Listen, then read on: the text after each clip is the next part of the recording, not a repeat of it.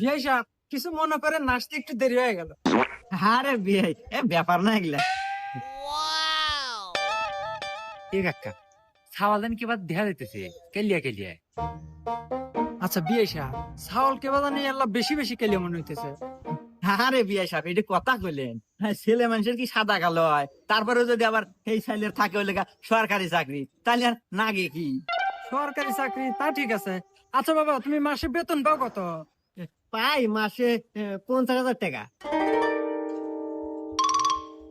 মাসে 50,000? কি রে এখন না খালাই গেছো, যা তাড়াতাড়ি বক্স দিয়ে আয়, বিয়া ফাইনাল। তুই বেতন পাই 50,000, মাস শেষে আমার কাটে দিস 10,000, আর 40,000 টাকা কাট দিস, তাড়াতাড়ি কর।